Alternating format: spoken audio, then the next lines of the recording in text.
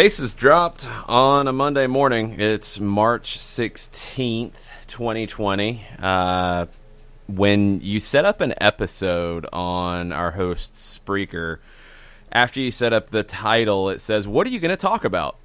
I was about to just type in, "I have no idea," because that's where we are right now. Liga MX completed last night. It's the last round that they're going to play. Right now, I think we know that Turkey is still continuing. I think Australia is continuing behind closed doors. Argentina is mostly continuing with the Copa de la Superliga behind closed doors. That might be about it. Russia, well, yeah, we have no idea what's going on in Russia because they're not reporting anything. So, yeah, there's still something going on there, and I have no idea. That's what it's going to be a lot right now, and for a while, is I have no idea. None of us do. And we're all kind of figuring this out as we go. We'll be getting into all kinds of different things as we go doing this show, and we'll do as many of these shows as we can, while we're kind of waiting for things to get back to normal. Don't know when that's going to be. We've got some soccer stuff to talk about, and we'll kind of get through the news off the top of where things stand, where they could go, what looks realistic, that kind of stuff. And then it's just basically an open forum. It's an AMA, and we'll talk about stuff. One thing that Nick Alifi had a great idea on our direct message thread, and I want to share it with you guys. For those of you out there it's not even just the Atlanta area, because the show does have listeners all over the country, and especially all over the Southeast. If there are local businesses that are continuing during this and are offering some different services, or restaurants, for example, that are offering curbside pickup, that kind of thing, let us know so we can blast that out to people who listen. Tweet at us at Soccer Down Here. We'll talk about it on the show, but we'll also amplify it on Twitter, and that's something that I think is important right now. Just kind of understanding what's going on, and that'll give us all a better opportunity to figure it out as we go. Yeah, and we've already had some businesses chime in this morning with what they're doing, and we're all going to take hits, and it's the small businesses, the ones that where you've had the entrepreneurs who sit there and they have an idea, and then they create a business, and it evolves into a dream that they've had. And right now, a lot of dreams are being tested. And I think that, we've always mentioned in a soccer sense, the rising tide lifts all boats, but this is where I think that the community that listens to us on a daily basis really comes to the fore. I mean, we've had an amazing number of folks who have just started conversations amongst themselves, and we've had that during shows, and we've had that happen over the last handful of days too. And it's once again, for folks to just know that they're not alone in this, whether it's the small business, the person who enjoys the sport, the whatever we're talking about here. Everyone, we're all in this together, and the biggest thing is, just to keep talking and keep going forward as best we can in all of this. And we'll come out the other side. Don't know what that's really going to look like right now, but you just take it a day at a time. And I know that's very sports cliche-ish to say, but you do your best every day. Next day pops up, you do it again, and that's where we are right now. And we've got folks who want to engage, and they want to stay engaged, and they just want to talk, and that's what we're here for. Yeah, kind of starting this off of keeping people connected and understanding what's out there if you do need a little bit of help, or you need just some good food. Our buddies up at Pizzeria Azzurri and the Suburban Ultras, who we've had the pleasure of hanging out with, they've got a couple different things. They're picking up food prescriptions from Walmart in Cumming, Georgia. It's Highway 369. It's within 5 miles of Pizzeria Azzurri. Pizzeria Azzurri is also running some specials. Make sure you're following them on Twitter. Thanks, Matt Wagner, for dropping that in. And follow at Suburban Ultras if you're in the Cumming area, or if you know somebody in the Cumming area who might need a little bit of help. We'll blast this out, and we'll keep you all posted. But that's what we're going to be doing a lot of, along with talking about all kinds of random things. And some of it's news, some of it's just looking back at stuff. Some of it is educational. Who knows? That's where it's going to go. Let's get into Dale Johnson's tweet this morning from ESPN, because these shows are also going to overlap between soccer down here, soccer over there, whatever, because of just everything going on.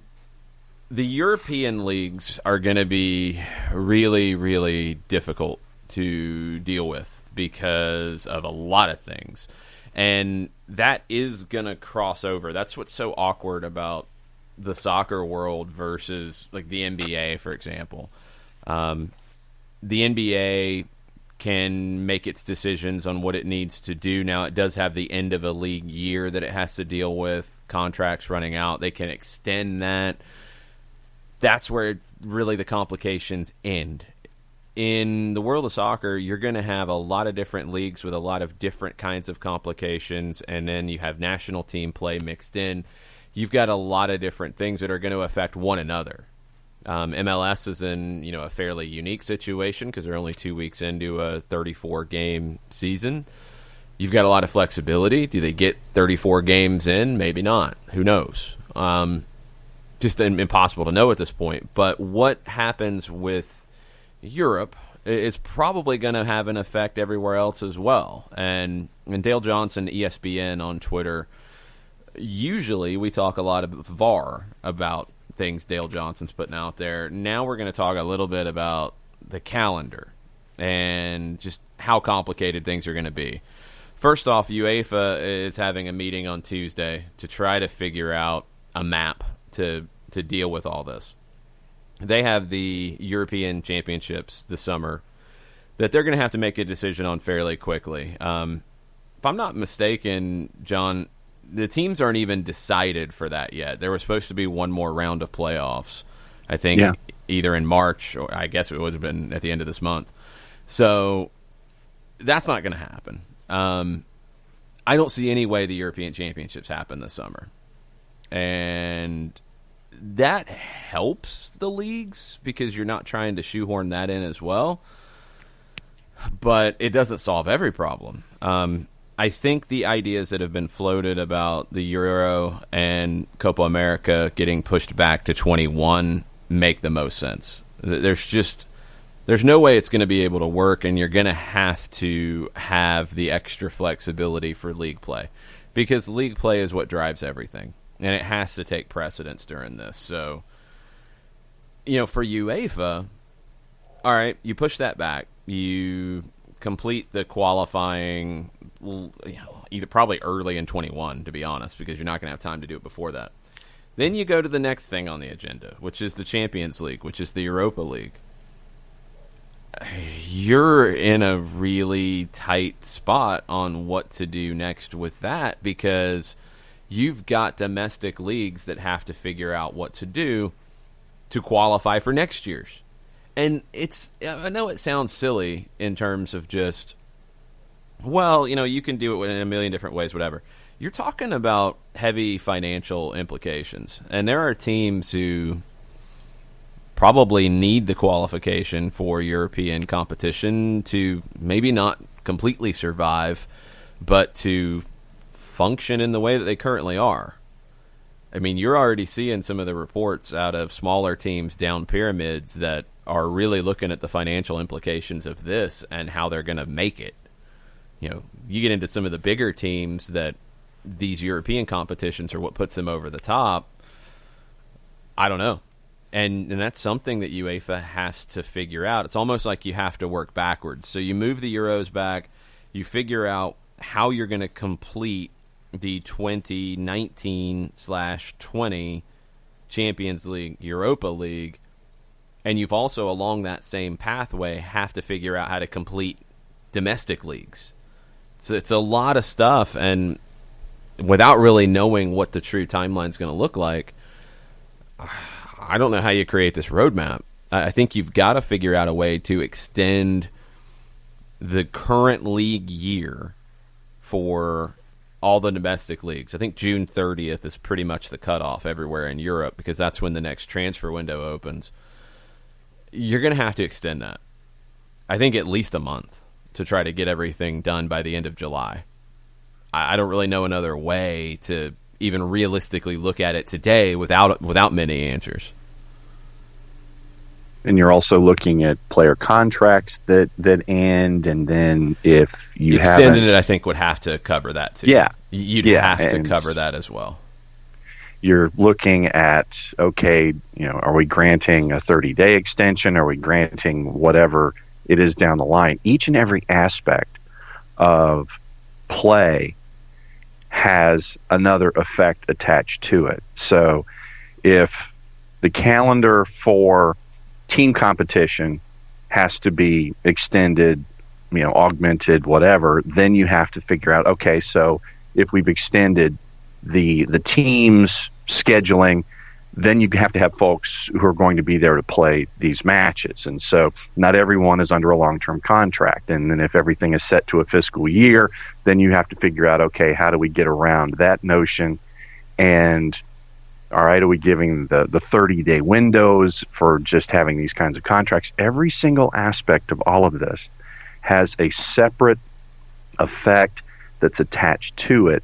And you're working on one of the largest flow charts and economic throughways that you can think of here because of each and every single effect that is attached to all of this. And there's a lot that has to be thought through, and you have to come up with dates that make the most sense for each and every aspect of what's going on inside the building itself, then on the pitch itself. It's one of the it is one of the largest problems that has to be thought through. But once again, just remember that there are aspects of it all the way through that have to be considered in all of this. Yeah, and there's never going to be the best way to handle this because, the virus is hitting different countries on different timelines. So, for example, some might be able to finish their league, right up against the middle of June. Others might not. And UEFA's got to find the best way to cover everybody as best they can. You've got some leagues that would be happy to finish behind closed doors. You've got others that have to have the home matches. For example, in England, the Premier League, yeah, they can probably play behind closed doors or get it done as soon as they can, which who knows when that's going to be. There's no way to know that. But they could play behind closed doors because of the TV side of it, because of the TV product. The championship cannot. They can't. They've got to have the home dates. They've got to have the ability to sell tickets. There's just no other way around it. And Dale Johnson points it out in his thread. There's 69 Premier League players that are going to be out of contract on June 30th. That's not too many. There's a whole lot more than that in the championship. Even if you extend them, if you create a unilateral extension, let's say for a month, to try to get competitions completed, and then teams are going to have to pay those contracts out for an extra month on the same terms, there's a lot of championship teams that just don't have that money. They don't. They're not going to have it without the 4 or 5, or maybe in some cases an extra one, home matches. So you've even, that's just in one country between the first and second division. You've got some leagues, first divisions, that need those home games just like the championship does. You've got others that are going to be okay to play behind closed doors. But this is going to be a difficult conversation for UEFA. Like, moving the Euros, which is something I think they're going to have to do, it doesn't solve everything. It doesn't fix everything. And, you're going to have a lot of clubs that are going to be up against it financially, just like a lot of people are going to be across the world because of all this. And you've got to try to factor that in too if you're UEFA, and I just don't really know if they can, they're going to meet on Tuesday. I don't know if they can actually create a roadmap yet. Yeah, I think it's with so much in flux in so many different countries with so many different stages of how the virus is being addressed. It's like, all right, so we're here and we have an idea, but you really can't have any kind of solid universal thought until things, calm down across multiple countries and multiple strata. So, I mean, it is one of the toughest things that you can try to figure out. And I think that you might be able to come up with ideas that you just can't come up with anything concrete at the moment, especially with that meeting tomorrow. Well, no, you can't come up with anything concrete at the moment, but you've got to try to have some idea, at least at a very broad sense, of what you're going to do. So Wayne Rooney spoke to the BBC, and he said this. This is a quote from Wayne Rooney, who's now at Derby County. "We're happy to play until September if the season extends to then, if that's how it has to be. That's our job. As long as we know we're safe to play and it's a safe environment for spectators, we'll play. The next World Cup is in November and December 2022. So you could actually use this situation as an opportunity and say we're going to finish the 2019-20 season later this year, then prepare for 22 by having the next two seasons starting in winter." It sounds great. You hear that and you're like, yeah, that makes a lot of sense. You don't have to rush things back. You've got the World Cup. You finish the season, a la MLS, finish the season, before that World Cup. Okay, then you figure out, getting back on the schedule you want to be later. Sounds great.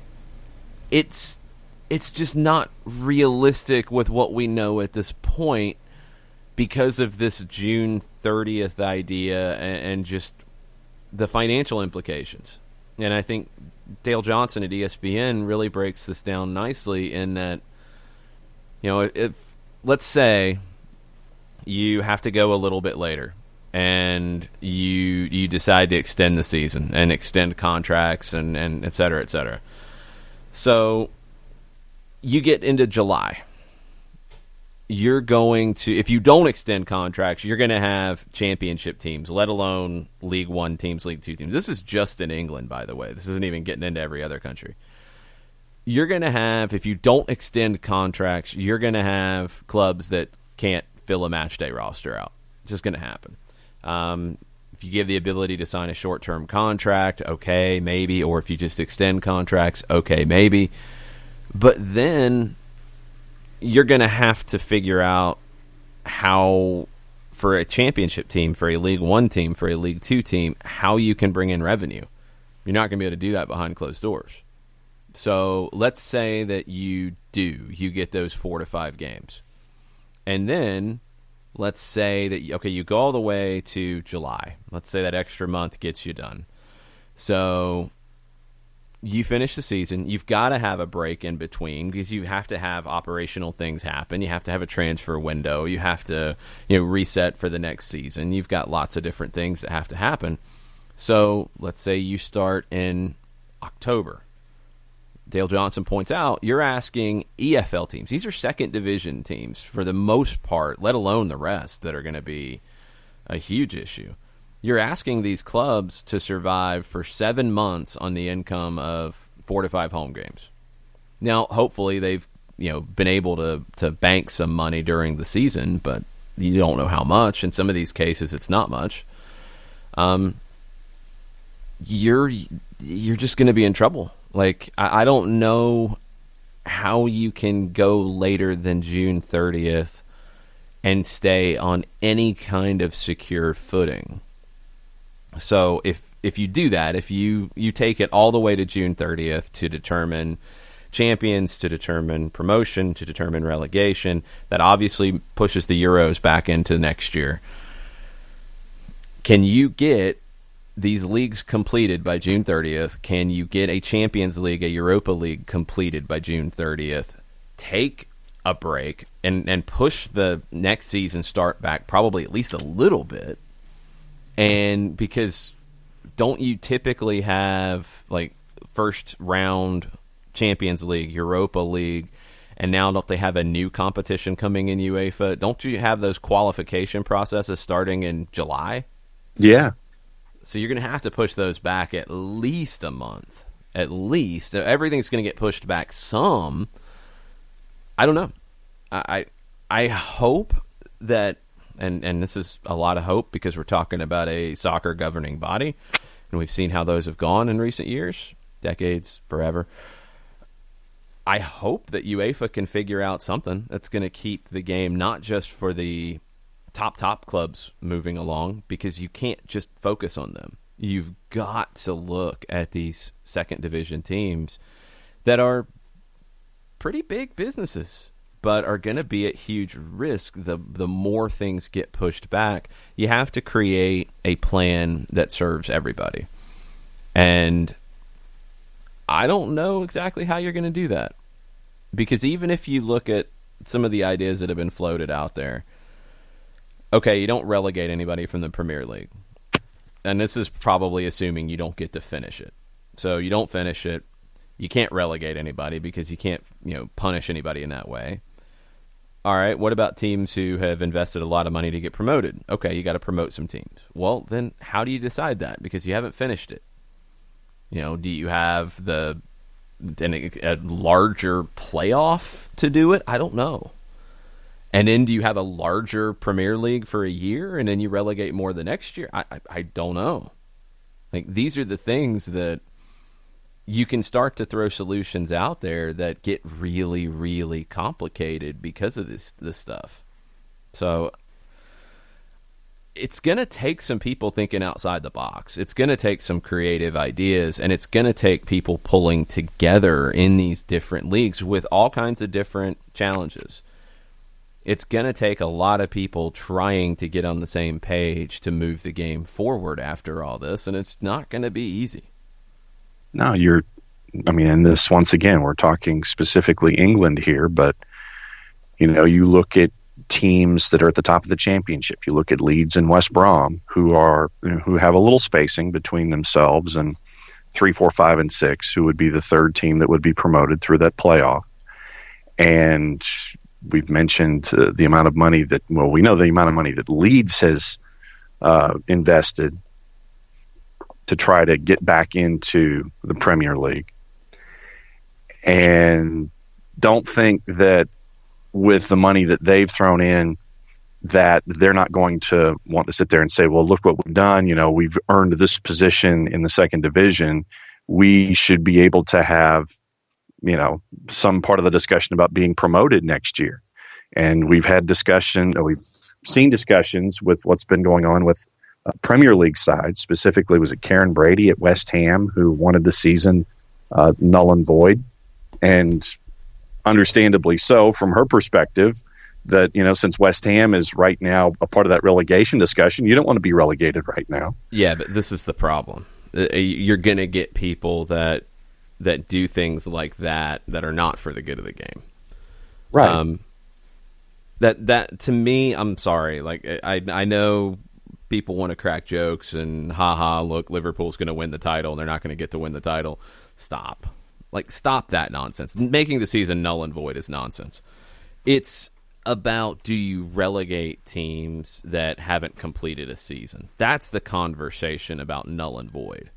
It has nothing to do with the top. But you're going to have people that are going to go into this, in self-preservation mode, which is understandable. This is where the Premier League and the FA and UEFA, all the way up the ladder to FIFA, are going to have to figure out a roadmap and be bigger than those things.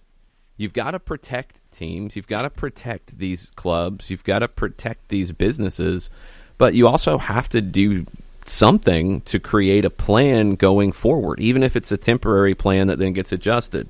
You don't relegate teams. Okay, that might be what you have to do. You have to be on a little bit different calendar for a year. That might be what you have to do. But then how do you work yourself back to where you want to be? That's where it gets super complicated. But the whole null and void thing, it's taken on a life of its own, and it's just ridiculous. And what was it? I'm trying to remember the other country that had owners making that discussion. I think it was France. I think it was a two Ligue 1 owners who were trying to bring up the same points, and they were in the same part of the table that West Ham was. I get so, that. I mean, yeah. you can't get relegated if you don't finish the season. That's more important. You can declare a winner. I mean, in Liverpool's case, they're not getting caught. We all know that. So you give them the trophy. That's completely fine. I don't care about that. You have to figure out how you're going to handle relegation because of the financial implications. You know, you can't just make a decision, I don't think, in saying, well, the season's done where it is, and yeah, you're relegated. Sorry. I don't think that's legally going to hold up. I really don't, because that's what it'll turn into. Yes. So you don't have a balanced schedule to determine that, so you can't do it. So do you have to create some kind of a playoff? Do you have to do something like that? I don't know. I don't know where you can go with it, but it's not the when everybody's going to look at like, oh, who's the champion? Who's the champion? That part, honestly, is not as important. It's just not. In England, it's easy. Other countries, it's not as easy. But that's not the important part. That's not what's going to drive these calendar decisions. It's the other side of the table. It's the relegation side that's going to drive these conversations, because you could put clubs out of business.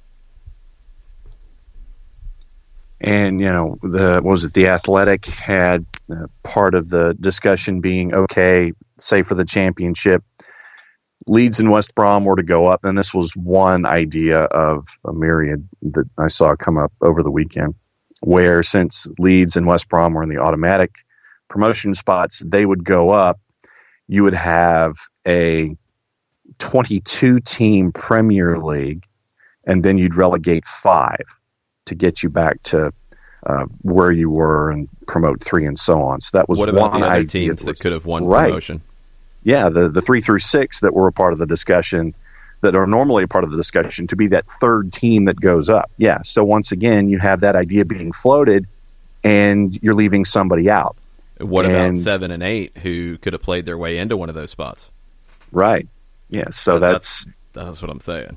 Yeah. So there's that trickle down to every idea that's out there, and whatever the end result is, I can guarantee you that not everyone is going to be happy with the result of whatever the end discussion is going to be. There's always going to be that person, and you and I got into this discussion yesterday, where whatever the end result is, there's always going to be someone who's going to sit there and be unhappy with that final decision because of the economics of what could have been. And that's what we're looking at when it comes to point of fact right now. I don't even think it's about people being happy right now. That's got to be secondary. It's about what's the right thing for the game.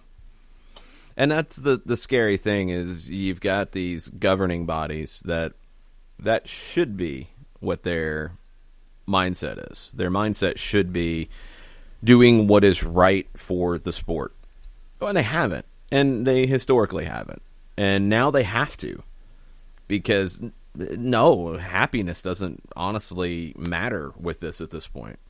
It's got to be about what is as fair as possible, what is going to protect the game as much as possible, what is going to prevent mass chaos, what is going to prevent clubs from going out of business in huge numbers because of the financial implications of all this. What's going to be the best thing forward for the game? That might be Infantino coming after me now for saying these things, but yeah. That's the problem. That's just where you're at. And these governing bodies have not exactly shown that they have that ability. They got to find it now, or you're going to make it worse.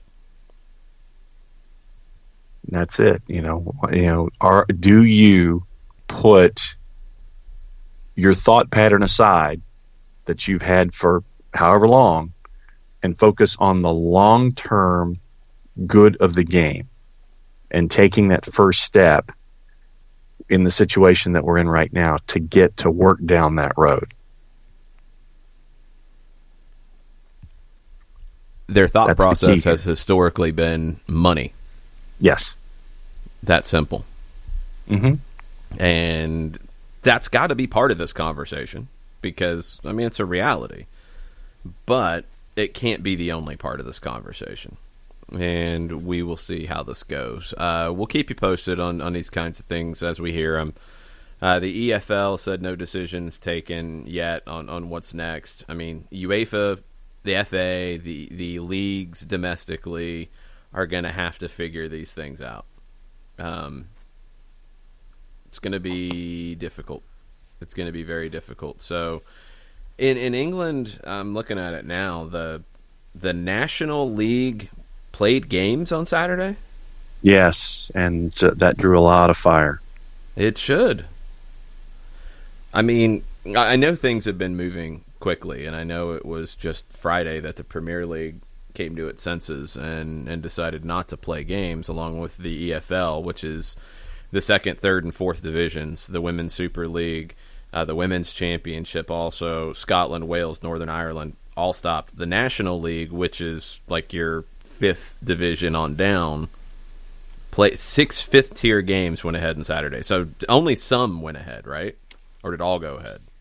I'm looking, but yeah, National League, for me, when I thought National League, I thought that meant everybody, but I'm checking.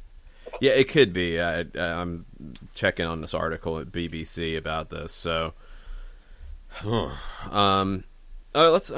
it's not critical as to how many did. Everything's changed so fast.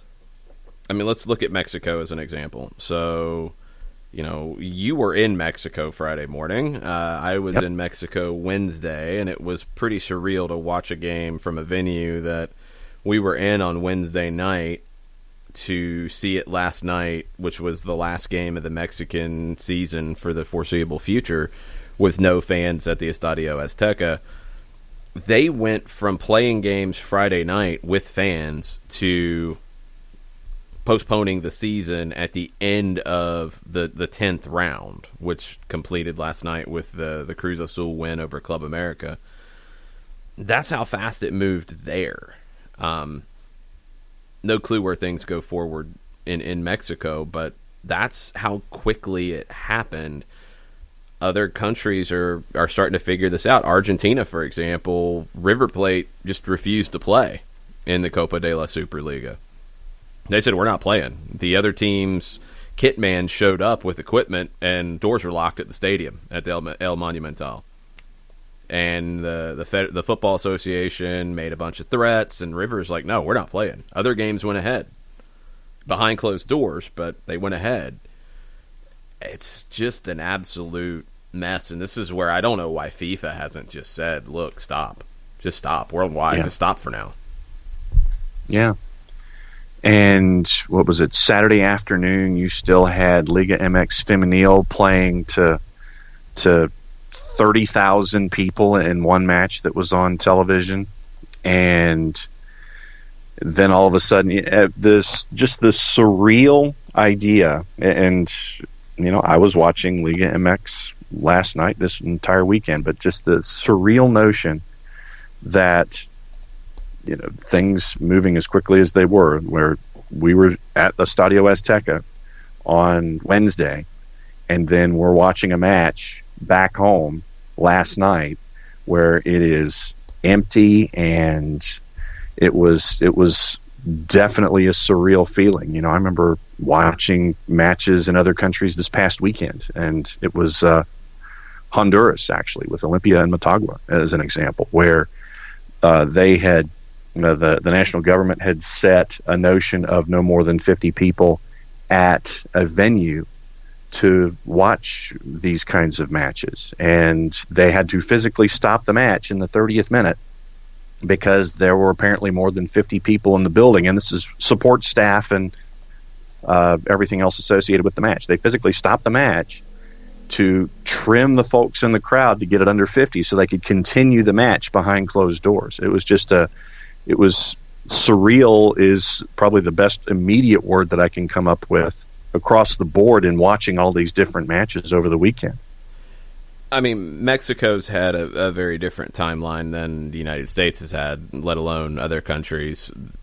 like we talked about on Friday, when we arrived with the team, when Mike Conti and I arrived on Monday, like dinner time in Mexico City, there really wasn't much talk about it at all. I saw one person at the airport with a mask on, for example, and you might see that any regular time. That's not strange. By the time we left Wednesday after the game, so the game ended at 10:30 Mexico City time.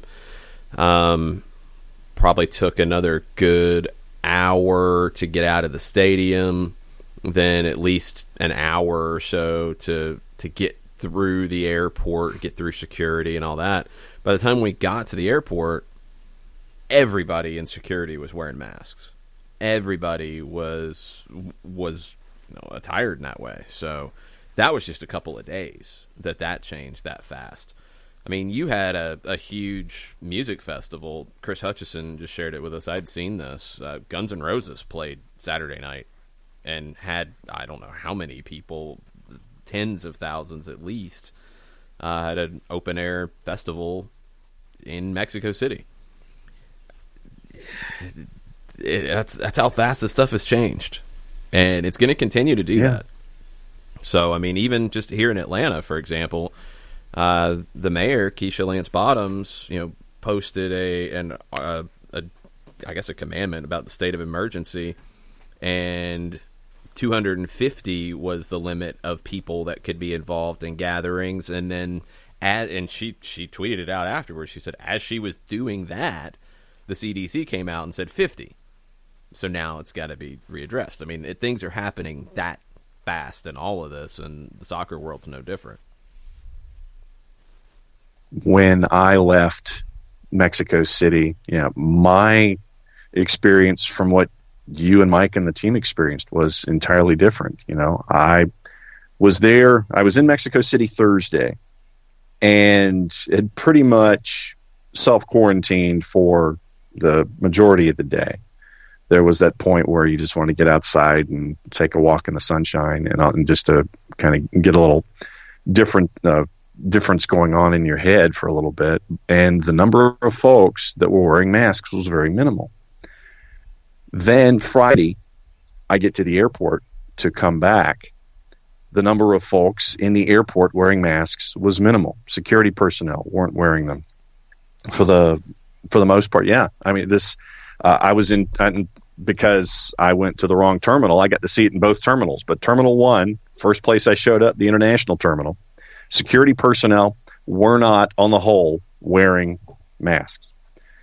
And most of the folks who were checking into the international terminal who were hopping on flights were not wearing masks. The security and luggage folks and airline folks not wearing masks. And because I got off at the wrong terminal, I hopped on the tram, went to Terminal 2, pretty much saw the same thing. You had airline personnel, on the whole, not wearing masks. You had a few folks who were travelers who were wearing masks, but not on the whole, where you could sit there and say, okay, percentage X more than percentage Y are wearing masks. It was just a few folks. And it was shocking. Normal conversations were happening. Personnel still operating, quote, end quote, as normal. So before the everything with the virus was taking hold on a worldwide basis. But no, it was what we would normally associate with activity in an airport. Two separate terminals, one airport, with everything going on in the world. Very few folks on the whole, whether working there or trying to leave Mexico City, were wearing masks. It was very, very odd. Yeah, and again, Mexico hasn't had the issues with it just yet, like other countries have.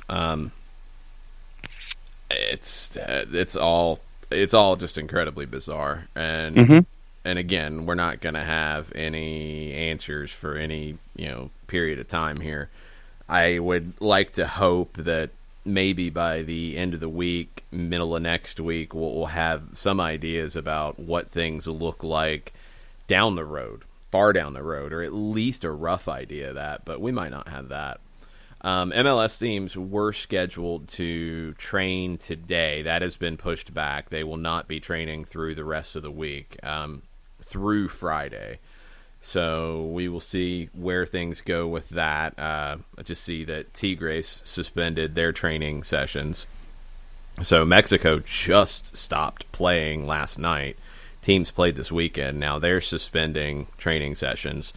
Huge debates in Argentina about should they play, should they not play, behind closed doors. Is that okay? Is that not? How are they going to punish River Plate for not playing this weekend when they were told that they should? It's a huge mess. I haven't heard and I haven't looked deeper into countries like Honduras and Costa Rica. I know they played over the weekend and they had restrictions. You said it was 50 in the stands in Honduras? Yeah, it was 50 in the stands in Honduras. And I mean, like, how do you come up with that? But we'll have to see, because Turkey, for some reason, and I don't know what's going on in Turkey with the spread of the virus in general, but Turkey has just continued to play. And are they behind closed doors or not? Do you know? Yes. Yeah, closed doors. The matches that I watched this past weekend, it was behind closed doors. Oof. I mean, we'll see where it goes. I mean, now you've got an article out of Argentina saying that River right now is analyzing if they'll play next week. They're going to need the approval of their players. You've got players in Argentina coming out and saying, like, look, we don't want to play. We want to make sure our families are safe, make sure everybody is okay. There's no point in us playing right now.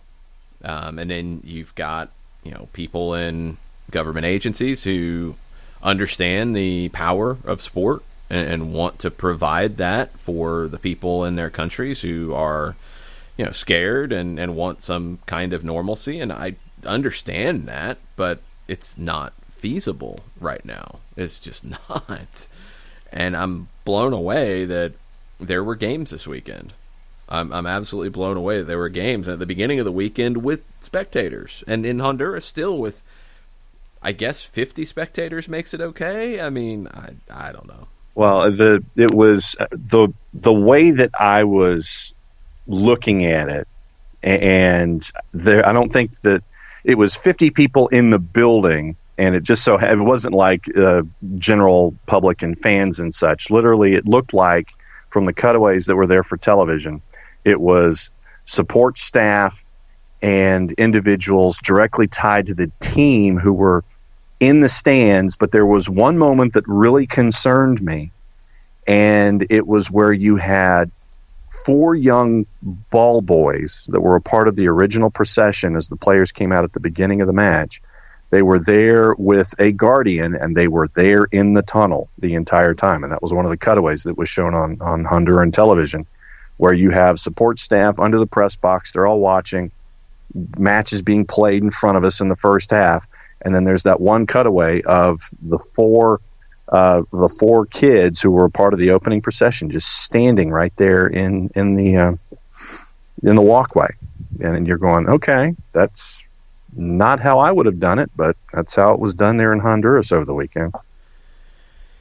Yeah, I mean, this 50 magic number, like, look, you have 2 teams of 18, and you have technical staff, you have training staff. If 50 is the number you can only have in the venue, well, that's already done. So, like, how you're having people in the stands, I mean, again, it makes no sense.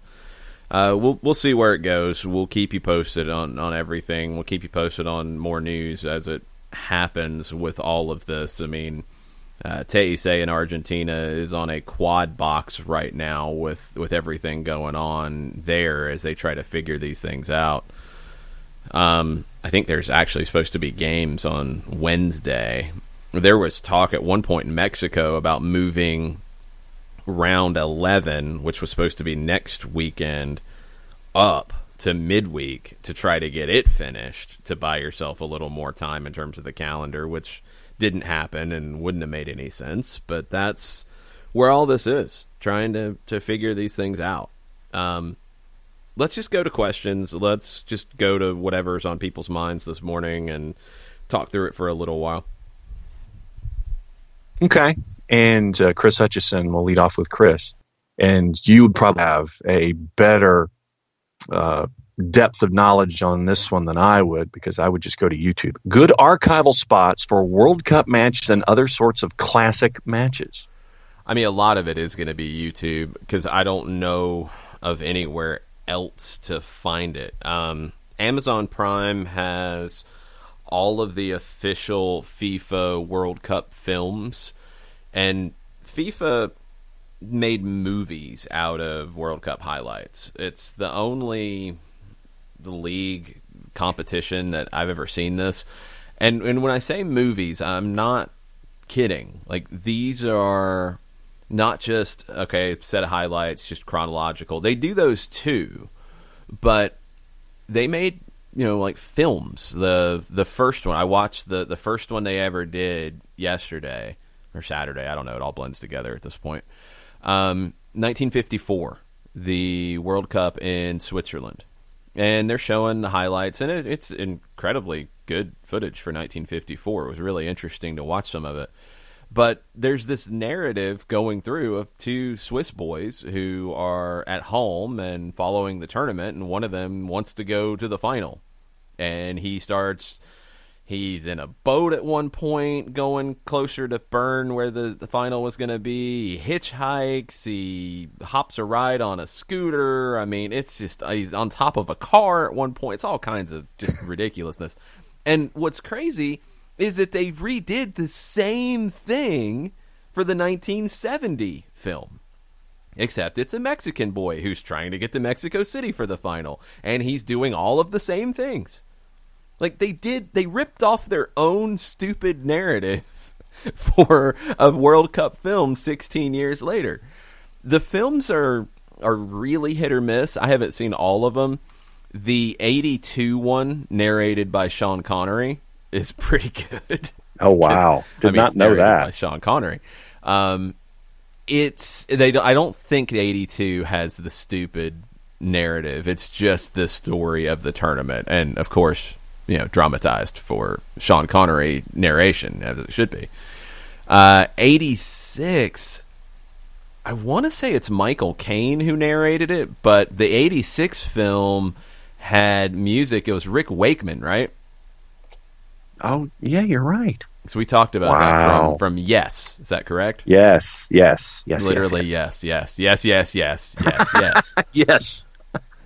There you go. Accurate. How about that? Yeah, there we go. Better choice of words. The some of it's just fascinating. The 94 one, I haven't seen it in a long time. I need to go back and watch it now that I don't have anything else to do. I think it was called 2 Million Hearts or something. There's all kinds of these, and they're all really different and over dramatized, and some of it's really good. The 82 one was really good. I watched it a lot as a kid because it was one of the first soccer tapes that I had access to.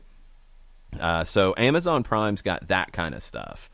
They don't have full games that I've seen. You're going to have to go to YouTube and dig a little bit. FIFA's actually released some. I tweeted a few yesterday.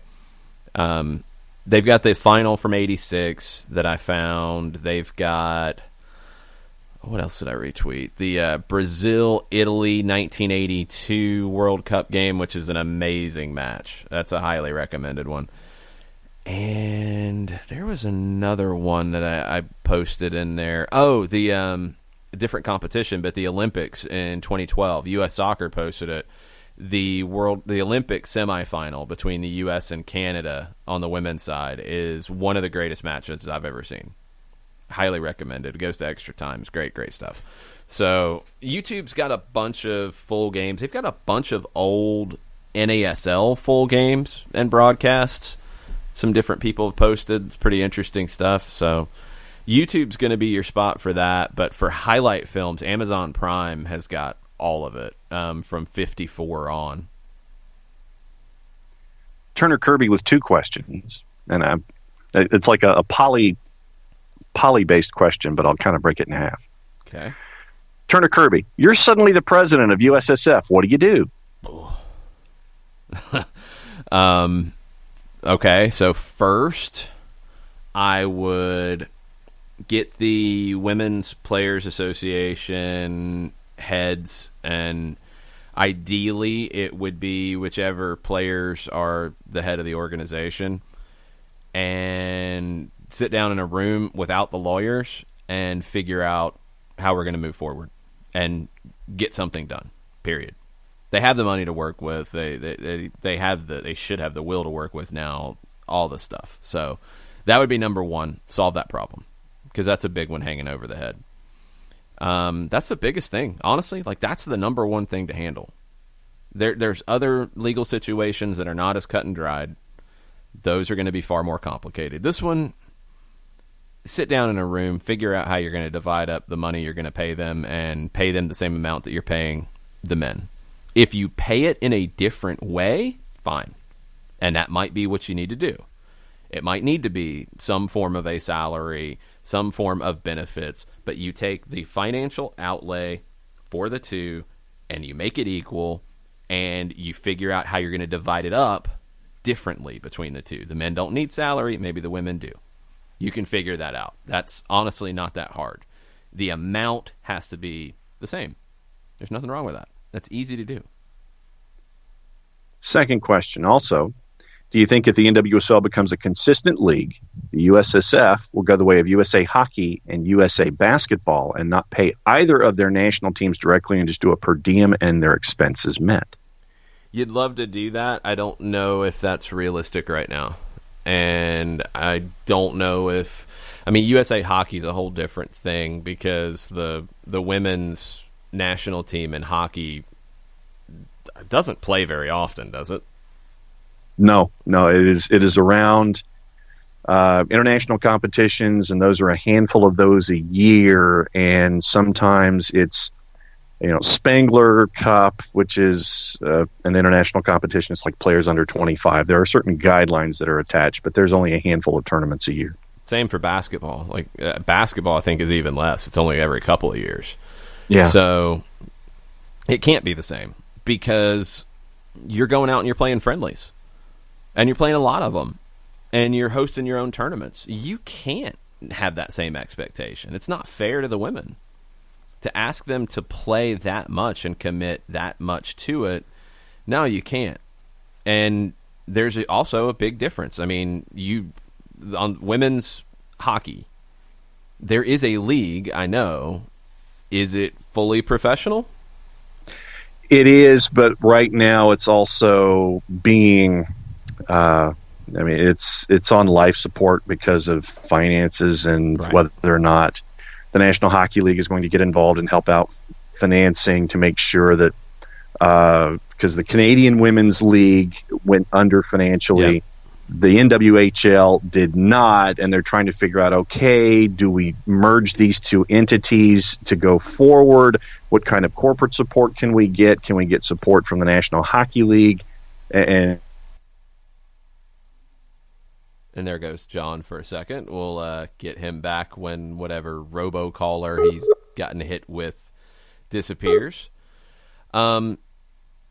Women's hockey is just, as a professional thing and as a club thing, barely exists. The U.S. Soccer Federation replaced the NBA in the early stages of funding the WNBA. Now the NBA has pulled back on some of that funding on that side, and the WNBA is more on its own, and it's a little more stable. There went John. We'll get him back in a second. The NWSL, I think, has gotten past the basics, and they have to kind of get to the next level of sustainability, and they're probably going to need a little assistance with that. So does it get to Turner Kirby's question about just not paying salary at all? I don't think it does anytime soon, and I don't think it should. It wouldn't be good for the game. To compare it to women's hockey, is that what we want? Do we want a women's national team that barely plays any games and these athletes can't have professional careers? No, I think that is absolutely not what we want. The WNBA has its league, but the national team barely plays. Soccer's different. national teams are a far bigger part of the conversation, and you need to have them strong. And I don't think we want to get into a situation where the top American players go play in other countries and aren't available for these national team friendlies in the same ways, because that's where they can go get paid.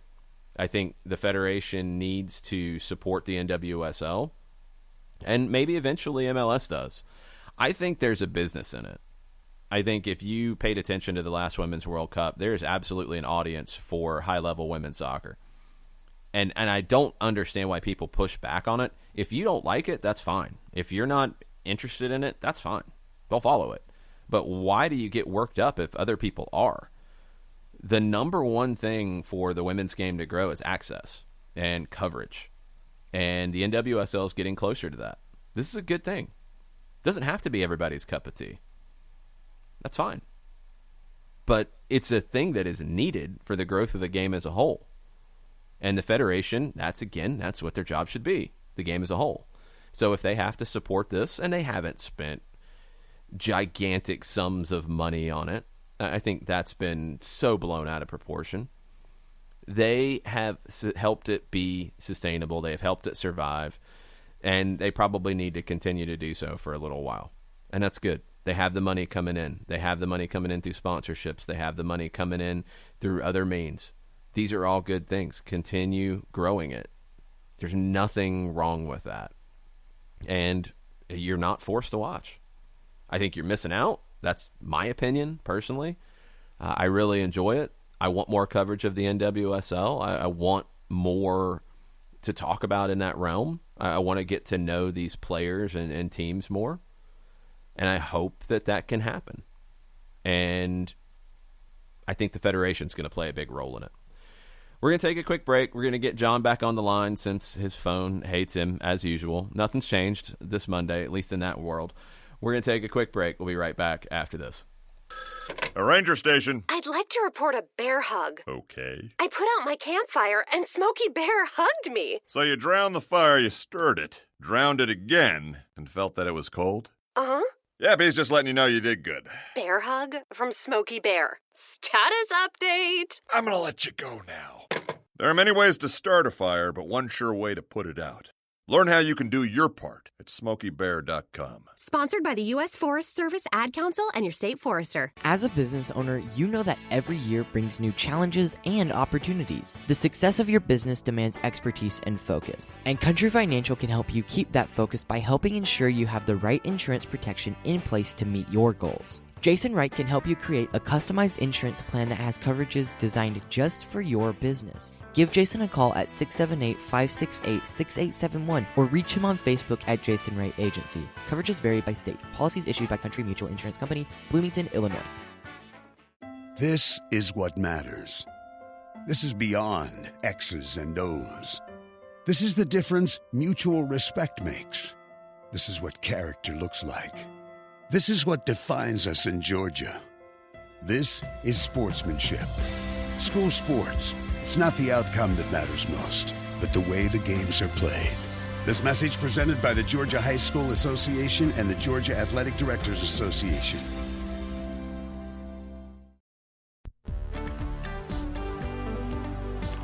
If you've been hurt in a car wreck, contact my friend Steve Apolinski of Apolinski and Associates. He's been representing individuals for over 30 years throughout Georgia and Alabama. Email him at steve@aa-legal.com or call him 24/7 at 404-377-9191.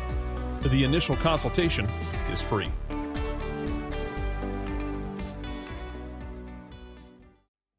You're listening to Soccer Down Here daily on SDH Networks, a division of OSG Sports. Find us at Soccer Down Here on Facebook and Twitter. The time is now the top of the hour. Peep, y'all.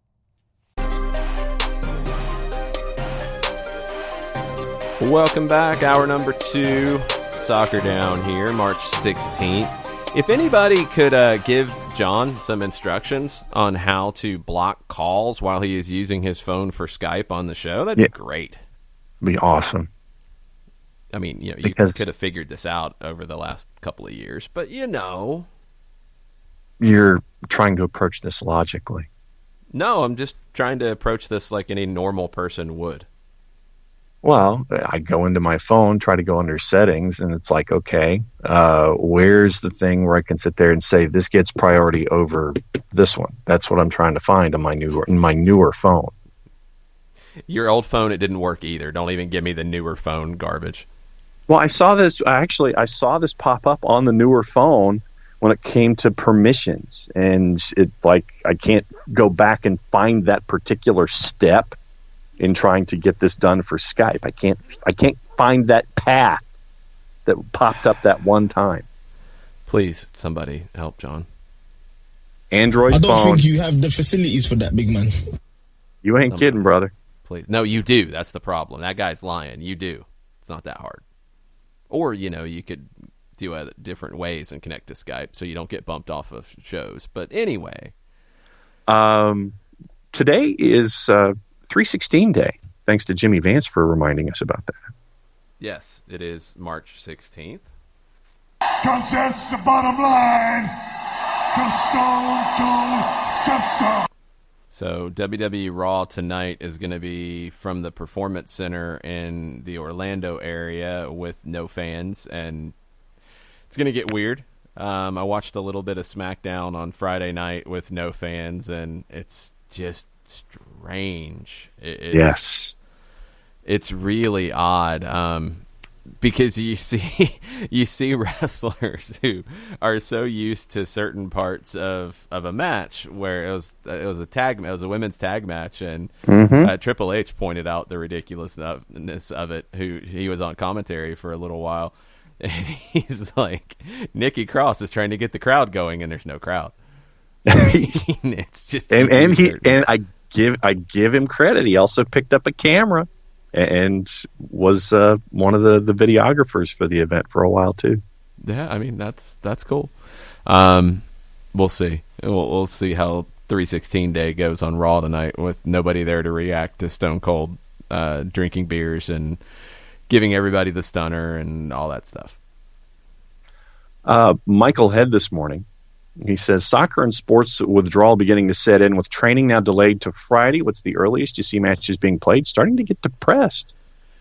It's not going to be anytime soon. I mean, I'm as I said before, I'm really glad MLS put a number on it. I think when the NBA made their announcement Wednesday night, a lot of people just ran with, they're canceling the rest of the season. That's not what they said, but the way they put it so open-ended, I don't think people realized it, and they've actually come back to a 30 days thing. I don't think you're playing in 30 days. I don't think that's realistic. I mean, the CDC has recommended against it. I think the 60 days is probably more realistic for resuming games. And, when you get back to league games, I have no idea. I really don't. Soccer's a little different in that I don't think the ramp-up time is going to be quite as much, especially if you're able to figure out some kind of a training schedule. If it has to be small groups, if you can't have a whole team train together, but you can have 5 at a time or 7 at a time or whatever you end up figuring out. The fitness part, you can maintain.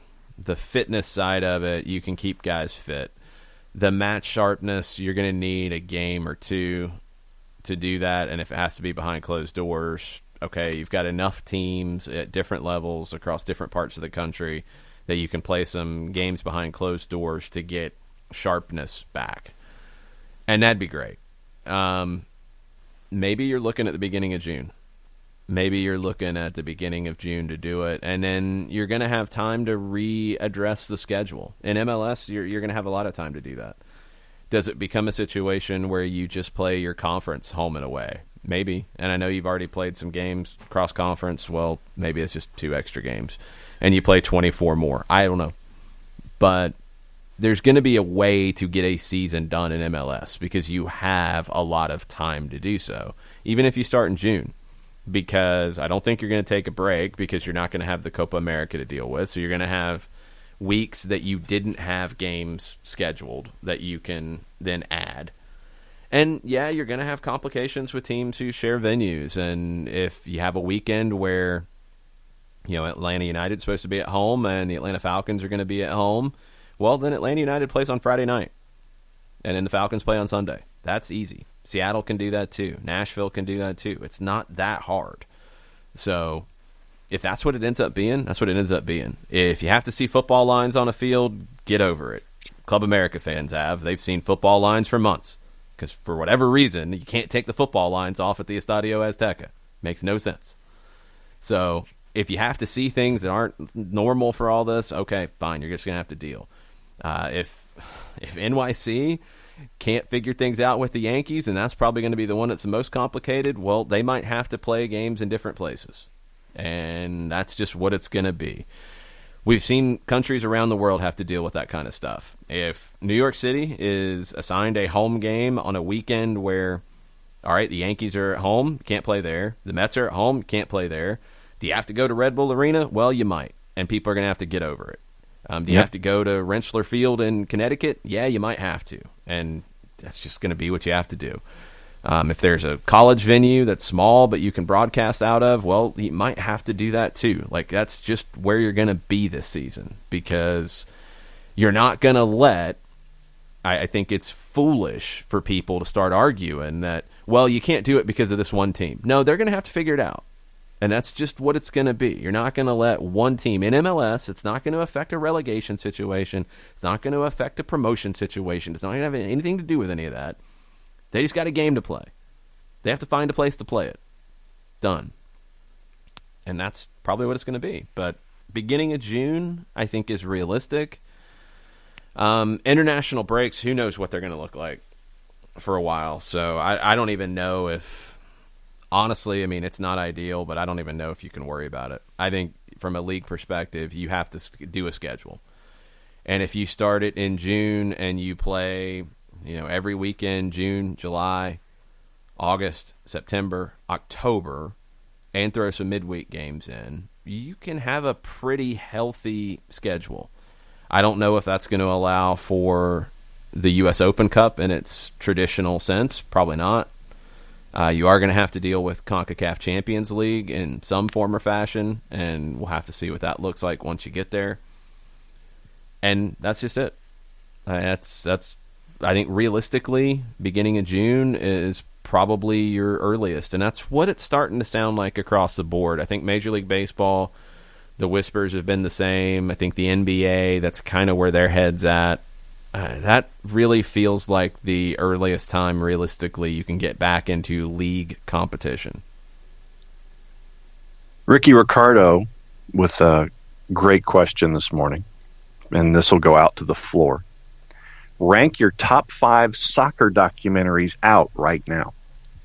Off the top of my head, and this is with no thought because I didn't want to look at the questions this morning because this is the fun part of it. Maradona, number 1 for sure. And documentaries, I'm not talking like series. I'm talking like a 2-hour whatever, like a one sitting, one shot kind of thing. So like the All or Nothing Manchester City one is great. That's more of a series to me. The Leeds series on Amazon Prime, awesome series, different. So Maradona, Once in a Lifetime about the Cosmos. That's a fun watch. What else off the top of my head? I mean, the World Cup films, the 82 one is a great one from Spain. That's probably my favorite, so I'll put that into it. Kind of documentary-ish. There was a really good Boca Juniors documentary on Netflix, I think. I haven't seen it in a while. And it had subtitles. It was really, really good. And what would the other one be? Oh, the Class of 92 about Beckham and Giggs and Scholes, and I think they reunited to come together to talk, and that was really good. I really liked that one. I haven't seen that one in a minute. That will probably go on my list. Okay. I've got 5 documentaries and 3 series. Okay, series are different. Let's go documentary. I know, that's what I'm saying. Since you made that delineation, I have 3 series that I'm putting off to the side. The 5 documentaries, Hillsborough, the 30 for 30, and then for those that like that 30 for 30, BBC Panorama did a fantastic investigation that was before the Hillsborough documentary came out, but it was along the same lines. But yeah, so in the BBC Panorama investigation is on YouTube to watch. The two Escobars, for me, counts that's as a really good one. And then you mentioned Once in a Lifetime in the 92s. I would add the one that ESPN did on the 99ers. That one was another good one, where they got them all. Yeah, together. that was a good one. There's another one that ESPN did on Osvaldo Ardiles and Ricky Villa at Tottenham during the Falklands War. That's really, really good. I think it was Blue and White, something like that. It was one of the 30 for 30s they did around the 2014 World Cup, if I'm not mistaken. That one was really good. I think that's a short one, too. And you mentioned Man City All or Nothing and Leeds Take Us Home. For series, I'll add Sunderland Till I Die as another fantastic series that was out there. Cool. There's plenty, and there's plenty more out there. YouTube's got a bunch of like older stuff and some random stuff. So share links as you're finding them. As you see one you want to recommend, share links, tag us, we'll blast them out. And Carlos Rangel this morning. Who in MLS are the equivalent to the four Grandes in Mexico, or are there more than four in MLS? If so, who? The Grandes in MLS, I'm not going to put a number on it yet. Right now, LAFC, Atlanta, Toronto, Seattle. NYC really wants to be a Grande, but they don't have a trophy to show for it. I don't think you can be a Grande without a trophy. LAFC's got the Supporter Shield. I know it's not the trophy, but it's a trophy so they can qualify. The Galaxy are a Grande. DC United has to be because of the history. You see it in leagues around the world where you have the faded Grande. That's DC at the moment. But they've got 4 trophies, so they have to be in that conversation. I can't... Portland is really close, but I don't feel like they're a Grande. That could be disrespectful to the Timbers, and they might light me up on Twitter, but they don't feel the same as the rest. I mean, the 2 LAs, Seattle, Toronto, Atlanta, feel like big clubs. Yes. DC feels like a formerly big club. Portland doesn't. And maybe they should. Maybe it's the city that is why I don't think of them that way. I don't know.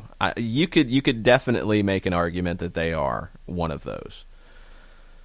I guess when I look at them, they had their one MLS Cup, but they've also had a lot of years where they haven't been that great.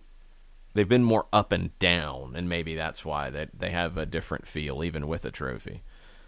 So maybe it's just the 5.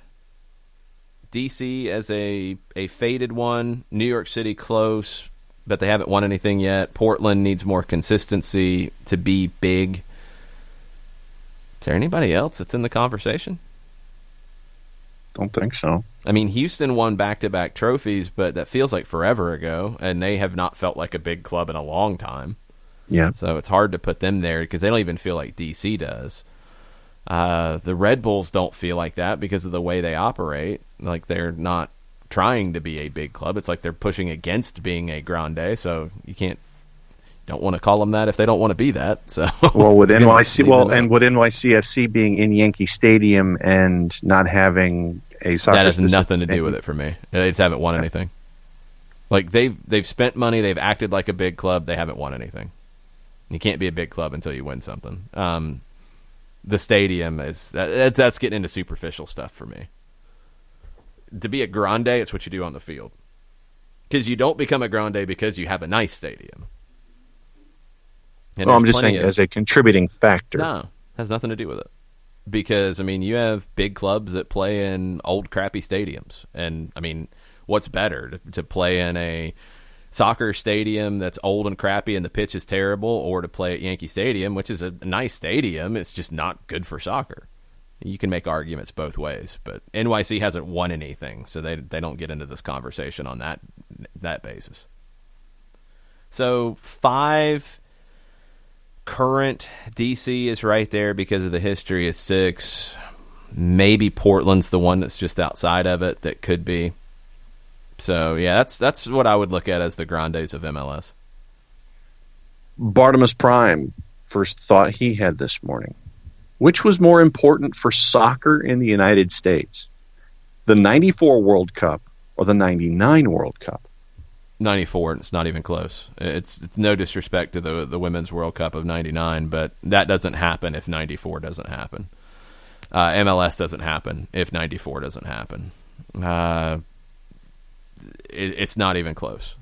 The Women's World Cup was a huge, huge thing, but it doesn't exist if the 94 World Cup isn't what it was. And MLS and so many other things that have pushed the game forward don't exist. The professional league that came out of the 99 Women's World Cup was so poorly run it only lasted 3 years. So I think the Women's World Cup of 99 should have been a bigger impact. And I think it was still a big impact because it inspired, tons of young girls to play. And you're seeing, those young girls now, who have went through college. You're seeing those young girls now who are playing professionally. I mean, you hear from the women's national team players now and how they looked up to those players in 99. But in terms of long-term impact, maybe it wasn't handled as good as it should have been. 94 had the bigger impact. Programming thought came across the board this morning, trying to get down to find it here. Any update on all former Five Stripes, what they're doing now? That's from Ricky and seconded by others like Katie Weaver. Okay, we'll have to dig into that and see where everybody is playing, because there's some guys who have moved outside the country, and we'll try to get you updated. 5 takes on the Five Stripes. Any update on Joseph and surgery? Wondering what the impact of the current situation will be on when and where he has it done. He's not going to have it anytime soon. That's just a fact. That's just where we are with everything. It's an elective surgery, and it's not going to happen right now. I don't believe it has happened. It hadn't happened on Wednesday when we talked about it with the team. It had not happened at that point. So it's, as far as I know, it's not going to happen anytime soon. And I mean, that is what it is. I don't know what else you can do. I don't know if there's a possibility for it to happen anytime soon. I mean, initially you had to let the swelling go down before you could have the surgery. You're probably getting into that range of time here very soon, but you might not have a facility to do the surgery in at the moment, and it would just have to be put on the back burner. I don't know what else to tell you. Let's see. Robin Sagini this morning wants to, as a suggestion, to have the Atlanta United media have our Atlanta United media folks thought about a FIFA tournament yet, either amongst each other or versus other cities' media folks. I got to practice a little bit more. I got to up the difficulty and keep getting better at it. I'm not quite there yet. I have been playing. I wish FIFA had done their update the right way. Like, they updated the rosters for the most part. They haven't added Lawrence White yet, but they updated the rosters. They didn't add Nashville and Miami, which is just stupid. Like, they couldn't update the competition and add the two teams and be prepared for that. So it's like, it's the 2020 roster playing the 2019 schedule. So but without Nashville or LA in it, or Nashville or Miami in it. So it's dumb. It's really dumb. It is fun to play in the 3-4-2-1 though with Atlanta United on FIFA. So I'm enjoying that. I think I'm getting to understand the ins and outs of the formation a little bit differently now, playing with it. The combinations are really, really interesting, and that's what this team's going to be when they do get back on the field, is that combination play. And when we've seen it so far, when it's been on point, it can get borderline unplayable. So that's what's really cool about it. And that's the thing about FIFA. Like, is it 100% accurate? No, it's a video game. But can you learn a little bit about different styles of play and different things from messing around on FIFA? Yeah, you can. You can. Football Manager, you can learn some things from that too. But FIFA, I think being in it and trying to figure out how to play with a certain formation, with a certain system, yeah, you can pick up some things. You can learn some things. So take advantage of it, and maybe we'll have a tournament at some point. But, man, I got to do a lot of work because I don't think I'm the best person in the city from the media perspective to take part in that. I'm sure as hell not that. I would be the one yelling break the from the stands, and I would break it or just lose, and I'd be the one relegated if you'd there get was a call on your phone that would knock the Xbox offline, and we'd all be screwed. No doubt. Jack Prendergast this morning. Happy to hear familiar voices in these suddenly tumultuous times, regardless of what you end up talking about, so thank you. As for my topic idea, any wild guesses on USL Championship or USL League One expansion teams for the next couple of years that haven't been announced yet? And he went down the road of a couple of cities. Then we can introduce after you talk about the first question. I mean, sadly, I think it's going to go the other way. Is you're going to get some teams that were struggling to keep up with the new realities of USL Championship and the level of investment needed, and they're going to struggle to deal with this layoff and probably fewer games in 2020 because of it. And I think you're going to see some teams go away. Could you see them move? Could you see them move into other markets? Sure. There's plenty of markets that I think could field teams. USL League One, I mean, it's pretty open-ended. There's a lot of different markets all over the country that could fit into League One. But in the championship, you're looking for a certain size of market. So it's just going to depend. I think the first step is going to be, maintaining and protecting the teams that are currently playing. And that's going to be difficult because just like we talked about with the championship in England and further down the pyramid, these teams need game day revenue. They need matches. Their budgets for 2020, which the outgoing can be adapted as well based off what's incoming in terms of money. But your budget was created on having 17 home games. And if you don't have 17 home games, you got to cut somewhere. And that's going to be difficult. So it's going to affect some teams. Some teams were probably banking on making more money than maybe was realistic. And they might not be able to survive this. So I think you're going to see more of that this year. I think any expansion teams are probably going to be pushed back a year to try to stabilize stuff. But maybe there's a few ownership groups that are ready to come in. I don't know. There's definitely markets that would fit. What were some of the ones that were suggested? Jack has, and we'll go through them one at a time, he's got Baltimore. Yeah, it's one that's been mentioned a few times. I think for all of these, we can talk about the quality of the market, and that's important, but the most important thing is going to be the owner. And I think that's been the issue in Baltimore, is you haven't had the right ownership to do it, because at one point the Wilmington Hammerheads were mentioned as moving to Baltimore and playing in the USL Second Division. And it didn't happen. I think it's just all down to ownership. Baltimore could absolutely host a USL Championship team. Jacksonville, I think a lot of it depends on what happens with the Armada, because the Armada have been very smart and just waiting until they get a stadium deal close to being done, and they're pretty much there now.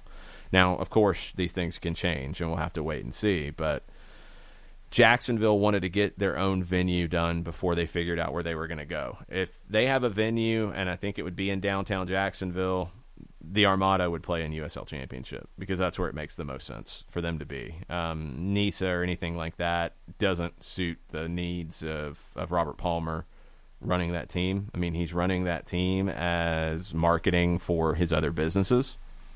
Obviously, I mean, I think enjoys the sport, wants the sport to grow. Those things are a factor.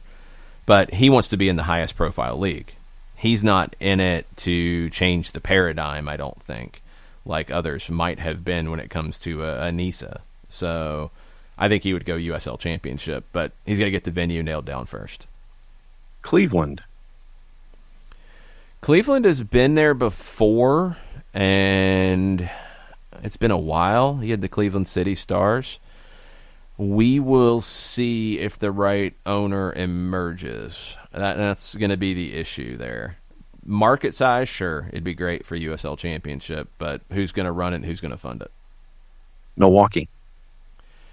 Milwaukee has been mentioned as well. I think Milwaukee was actually really close to a USL championship team here in recent years. I want to say they were close to being an affiliate for Chicago, if I'm not mistaken. And then that kind of changed. And now Chicago's partnered up with Madison in USL League One.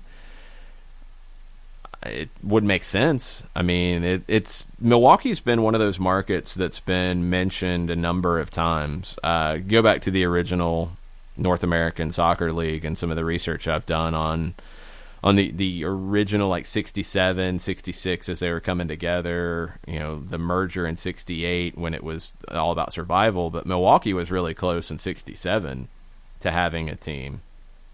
Couldn't get it together at the last minute. Eddie Matthews, former Atlanta Brave, Milwaukee Brave, and Harvey Keene, and I think a couple other baseball players were talking about investing in it, and they couldn't get all the details together to get it done. The Milwaukee Rampage are an older US ISL into the A-League team that played for a number of years. So if you want to bring back the Milwaukee Rampage, I'm down. New Orleans. New Orleans is another one that has a team and has been in USL before, the New Orleans Jesters. They are in PSL now, although they have been rumored about NISA going pro at that level. It's going to depend on what they want to do. I mean, I have had, and I still do, and probably more now, skepticism of NISA and how long it's going to make it work. Getting Chattanooga, getting Detroit City into it really, really helped. Oakland has been a strong team from the jump. Outside of that, you've got a lot of teams that are just not resonating at this point. And are they going to get lifted up by these other clubs that are well run, or are those teams going to drag down the well run clubs? I don't know. New Orleans is a club that I don't know what their resources are. I don't know if they have the resources as they're currently constructed to do USL Championship or League One, because League One is more of an investment than NISA. NISA is trying to fill that niche of you don't have enough money to operate on a League One scale. You can still qualify for D3, which is a significant qualification process that U.S. Soccer has laid out. You can qualify for that, but you can operate on a smaller budget. It almost feels like NISA should have went and created a fourth division of professional with U.S. Soccer that could have allowed them to open up the gates even more to maybe make it more regional quicker and keep costs down. But, if you're in New Orleans, if you're a Chattanooga, if you're a Detroit, you're those teams that are... Chattanooga and Detroit have made money at the level they've been at. They were in PSL. Do they need to be in a nationwide league and fly to Oakland? I don't think so. I don't think it does any good for them. I think it'd be better for them to be playing regional opponents. And if you have the budget limitations, the budget numbers smaller to where they can come in, I think it would benefit everybody. But I think NISA is trying to find their level, and maybe they're at a level a little bit higher than they need to be. New Orleans, in terms of the Jesters, I just don't know what kind of backing they have financially. I don't know if they could do the championship. I don't think they could as they're currently constructed. You could always bring on other investors and grow that, but right now I don't think they could. Would they rather do League One or would they rather do NISA? And that's what it's going to come down to for them. As a city, could New Orleans, support it? Yeah. I think New Orleans could support the championship, but it would take the right owner. And, in seasons past, they played at Pan American University, and capacity, it was only a couple thousand, and they were having problems filling that venue when it came to their play in NPSL. So other stuff to look at where New Orleans as a market is concerned. Last one that Jack had since you addressed his Detroit idea was Green Bay, and Green Bay has a USL League 2 team currently.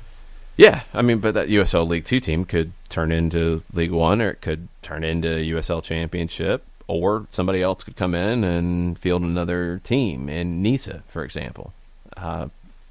That's the thing about NISA. That's why, and I know people get worked up about it, that's why the freak out about the Red Wolves starting in Chattanooga was kind of strange, because NISA has been a league that wanted to be open, and anybody can come in if they can come in, and you have multiple teams in some markets, and they've went into markets where there were other existing teams. So when the Red Wolves launched, it was seen as an affront, and no, it's the same thing.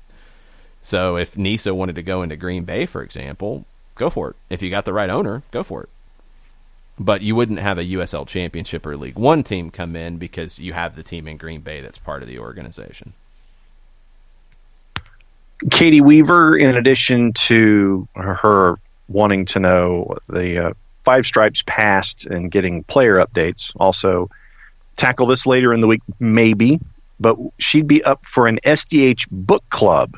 She's seeing lots of recommendations out there, and has anyone read Football in Sun and Shadow and other more recent examples of the same ilk? I have not read that one yet. Definitely down for a book club idea. I just read on the flight to Mexico and back the Diego Maradona book about the 86 World Cup. I think when he wrote it, I want to say it was before the 2018 World Cup. He went back and watched games. I think it was actually in like 15 or 16, because it was before he went to Mexico. He was still working in Dubai at the time. It's called Touched by God, How We Won the Mexico 86. And it's Maradona, like he went back and watched the games from 86 and gave his memories, and it's translated from Spanish, so some of the translation is kind of entertaining. And some of the language that Diego uses is very entertaining. Really does not like the referee who didn't give him a penalty in the final after it was already 3-2. Still, not a fan of that guy. But the stories are pretty amazing. And it's a pretty short read, actually. So that's one that I just read that I really enjoyed. The Mixer is another one that I've read recently that's really good. I read the biography of Socrates, the Brazilian midfielder, which is a pretty fascinating one. Very different kind of athlete, Socrates. And his story is pretty interesting. I knew bits and pieces of it. I didn't know the details of it. I'm trying to think of other stuff I've read recently. The Pep Guardiola books with Marty Perarnau are really good. There's two. There's Pep Confidential, and then what's the next one? I want to say it's like Pep Guardiola Evolution or something. The first one is about his first season at Bayern, and it's all like behind the scenes stuff. And then the next one is kind of the rest of his run at Bayern and as he was preparing to go to Manchester City. So really interesting, because you get so much behind the scenes of the way he thought about the game, the way he prepared his team. You get, people like Dome Tarrant chiming in and telling stories. It's really, those are both really, really good reads. So then let me ask you this. Okay. If there was a book that you could write, what would it be? I mean, the one that I've kind of played around with and telling the story of soccer in Atlanta, and specifically like elements of things that I've written about the Chiefs, the early Chiefs, the second Chiefs, the in-between time between the two. There's some posts on soccerdownhere.net from that stuff. I mean, the 90s on, maybe the start of when MLS was getting started and looking potentially at coming to Atlanta, and it didn't, and why. And also at that same time, you had the Ruckus start and fold and then be brought back from the dead, and then fold and then brought back from the dead, and then fold, and then they become the Silverbacks. And then they went on hiatus after 10 years, and then they were brought back from the dead, and then they died again, and they're brought back from the dead, and they died, and they brought back from the dead, and then died, and they were zombies, and then they were whatever, and then they changed their name. And yeah, that would be an interesting story, alongside then Atlanta United getting launched and the rise of it. So I like that. Zombies. Marshall Voigt this morning says this seems like a perfect time for @EMLS to take center stage over the next couple of weeks. Yeah, it wouldn't surprise me. It would not surprise me if it does. I mean, there's definitely an opportunity for that. And Tafka let everybody know on the timeline this morning that he is back home. Yeah, I was starting to wonder, because the last update said he was boarding a flight to come back home, and then you see some of the pictures in airports that are just insanity. Yeah. I was hoping he got in before that. Glad he is back home. Welcome home, Tafka. @Scott Toaster this morning. Any books that you can recommend on coaching, formations, and strategy? A really good one, just for background, which I think is important in this. Hold on, I'm going to get the title for you because I want to get it right. Inverting the Pyramid. It was written in 2008, but it gives you the history of tactics and formation. I think you need to know that to then take the next step. Those Guardiola books I mentioned are really interesting because they get into a lot of the thought process of why he, brought outside backs into play as holding midfielders, why he moved a player like Philipp Lahm, from an outside back to a midfielder, stuff like that. But you need to know the history of how it has evolved first. So Inverting the Pyramid by Jonathan Wilson is the book that I would recommend to start with. Nathan Pugh and Chris Coons have given their footy docs. Nathan Pugh's 3, which include the All or Nothing series on Manchester City, Hillsborough, and 2 Escobars are on Nathan's list. And on Chris Coons' list, Hillsborough is on his as well. So we're having folks chiming in on that particular topic. What else did Chris have on his list? That was the one that he posted. Okay, so it's not a list. It was just one suggestion. I was like, well, where's the rest of the list? Well, Nathan had a list. Chris had a suggestion. Okay, cool. Just checking. I didn't want to leave anything out because if there was something that I'd missed, I want to know. No, my mother, the English major, would have jumped on me too. Seriously, man, confusing me. Daniel Price. And Daniel, thank you for the kind words. He says, experts say to try and maintain a semblance of normalcy in this dire times. Glad we have at Longshoe and at OSG Nelson to keep us sane. #quarantine life. I don't know if we're that much help, but we'll try. Chris Ashley says, one fun thing I was able to enjoy this weekend with no live sports and wife quarantined with the flu was Pluto TV's MLS channel. Watched the 2018 MLS Cup yesterday, the first time I watched the broadcast since I was at the match. Well, and that was a different broadcast. That was the world feed. It might have just been the Sky feed in England. I don't know exactly how they break down some of the world feeds / whatever feeds. Who was it? It was Phil Blackman and Stuart Robson on commentary. Yes, and they call games for Sky. So I think it was the Sky feed, not even just the world feed. But yeah, that part was interesting because I'd never heard that feed of it. I've watched the game back a few times, different points, and yeah, I mean that was cool. I wish Pluto TV, I wish they'd put just a little bit more effort into this channel. The commercial interruptions are just completely random and weird, and I wish they'd figure out a better way to include them. You got to pay the bills, but they're very strange. They could, I think, do a little bit better job if they just put a little time into proper cuts and stuff. And I wish they would have a schedule posted. Like, they don't. you can't really see what's coming up next. You just have to keep checking back, and sometimes it's easy to forget that it's there.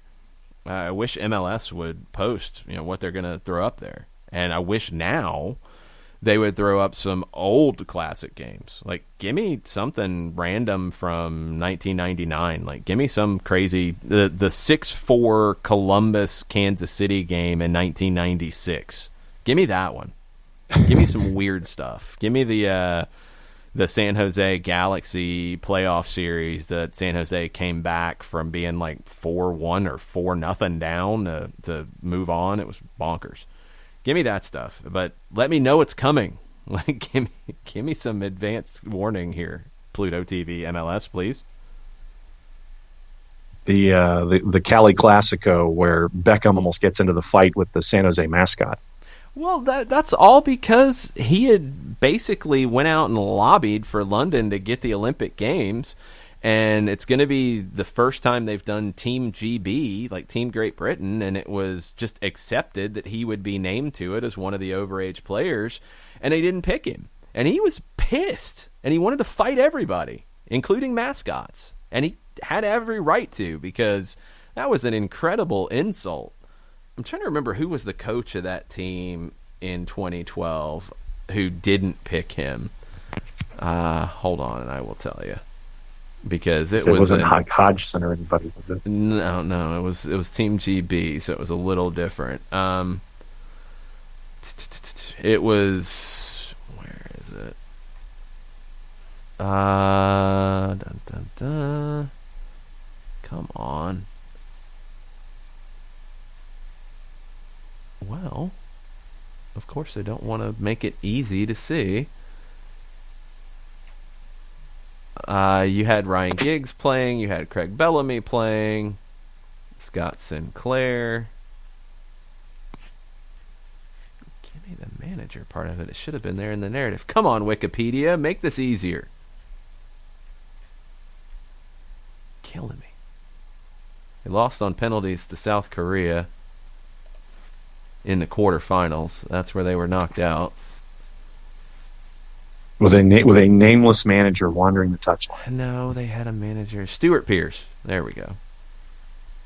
And he insulted David Beckham by not picking him to that team, because why wouldn't you?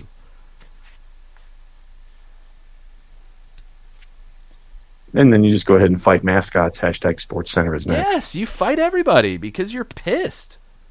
I have no problem with that. He probably deserved to punch the Earthquakes mascot. I mean, if you've seen that guy, he probably needs to be punched. Let's see. Daniel has already said next time he sees this, he will try to fix my phone. Yeah. Go ahead and start now, Daniel. And write down the directions and send them to John so he can mess it up. Yes. But Daniel also wanted to have some fun with my food takes. Nobody wants to have that. What are some good recipes that are easy to make at home with limited ingredients?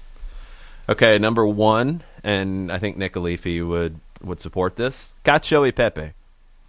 It is pasta, it is cheese, preferably pecorino, but could be Parmesan, salt and pepper, done.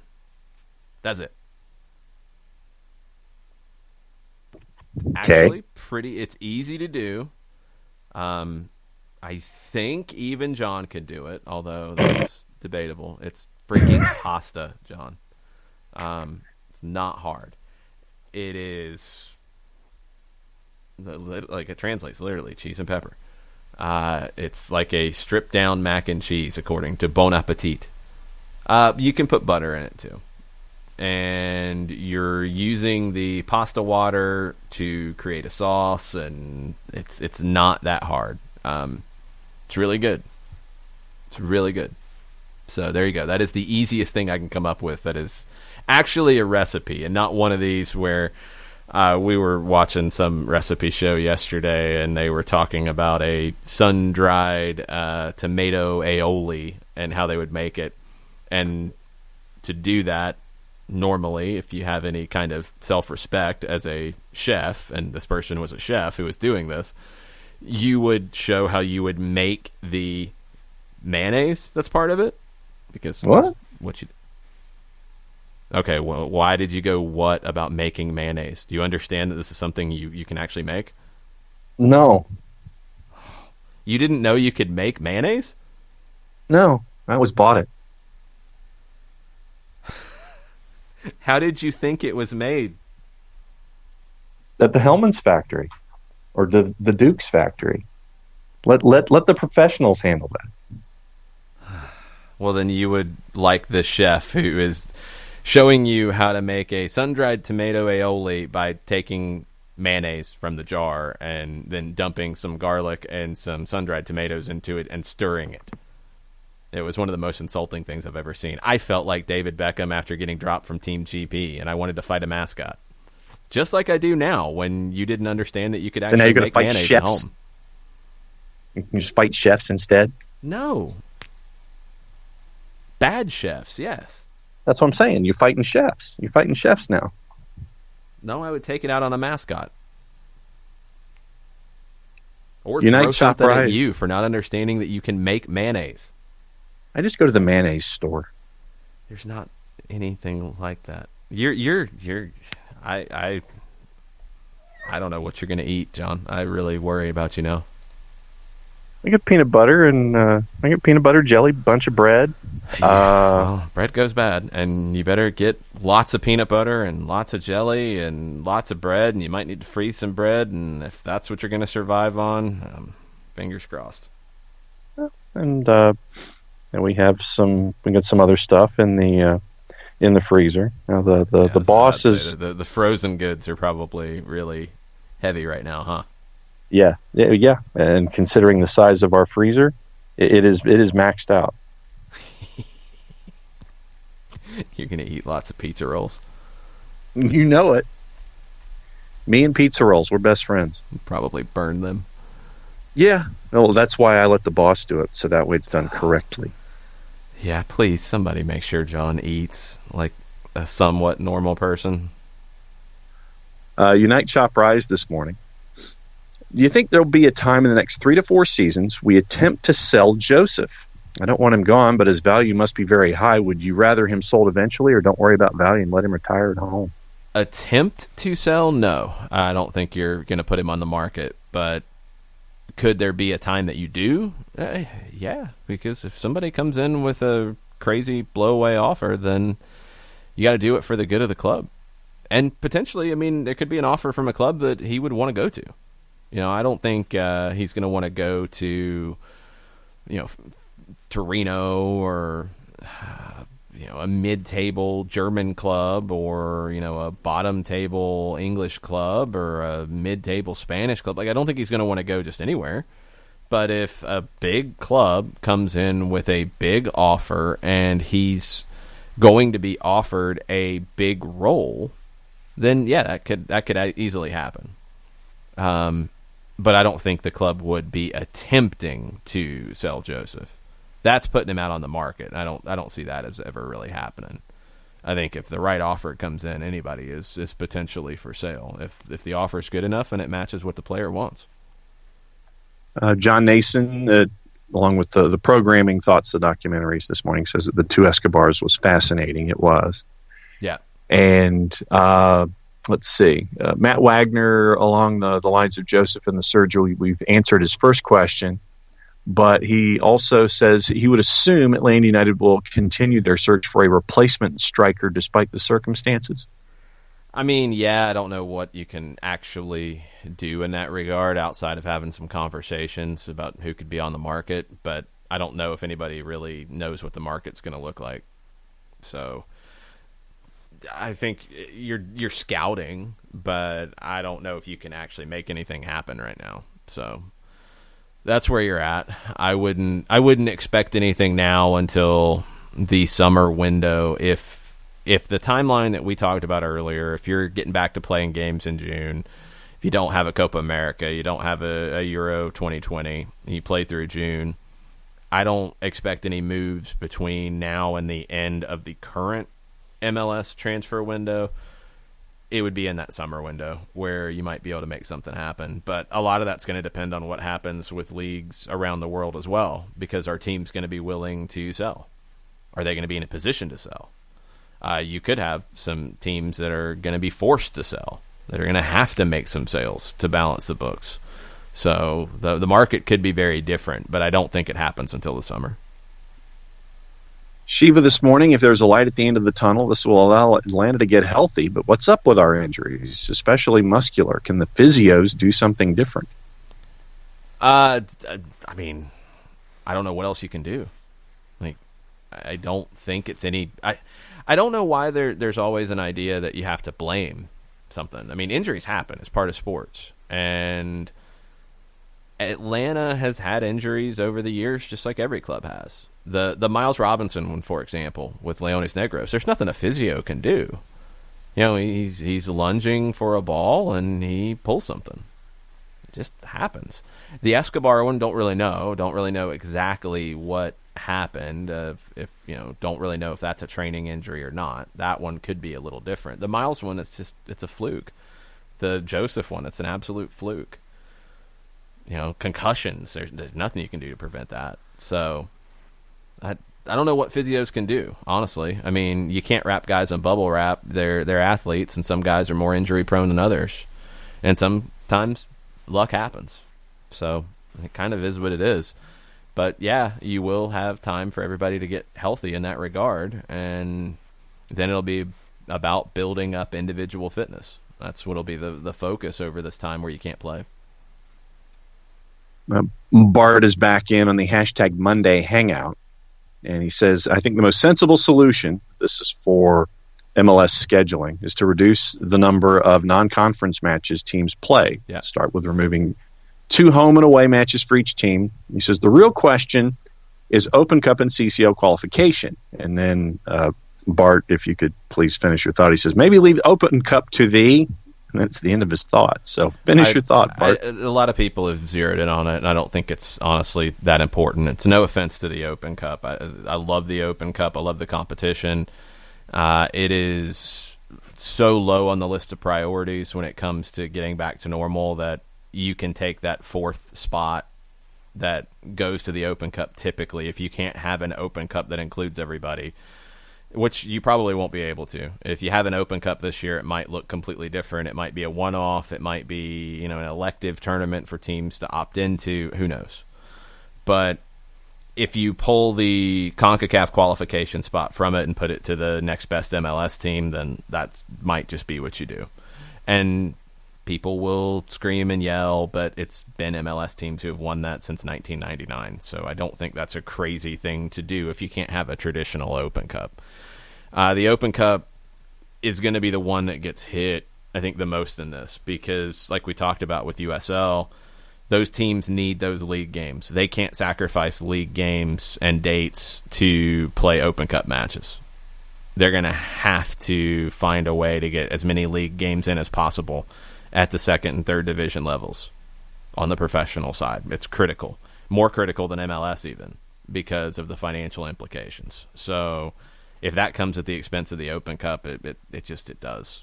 A lot of people ran with reports that was going to happen. These were rumors, and the leagues haven't said anything because they don't know what their timelines are yet. We're just going to have to wait and see. But the Open Cup will be the lowest priority of all of it. It's just going to have to be. John Roper wants to know if you've seen the Zidane documentary. He says he's seen some of it and it looked good. No, I haven't. I didn't even know there was one, so now I got to go look for it. Let's see. Chris Hutchison's back in. He says, let's have betting on your FIFA tournament and donate the proceeds to hospital caregivers and first responders. Bet against me, I'll tell you that much. You and me both, brother. No, you're not playing, John. You would break the controller. Throw it at the monitor. Well, no, you wouldn't even be able to make the player kick the ball. See, but that's the thing is that for people, you bet for the team that's playing me the entire time. No, that's not even fun. Make money. That's not even fun. That's like playing the computer on the easiest level where they can't shoot or something. Like, no, that's not even fun. You don't get to play. Sorry. Like I said, I'll just be the coach yelling from the touchline the entire time and yelling things that don't make any sense. That's what headphones are for. Block that out. Katie Weaver wants to know if the Beckham Team GB snub is bigger than Donovan off the Klinsmann team, or potentially no Carly at the Olympics? Carly at the Olympics is not even in the same ballpark to me, because you're going to have issues with just the roster because of the size of it. Like, somebody's got to go. I think she goes because I don't think Alex Morgan would be able to get back in time, but we don't know that yet.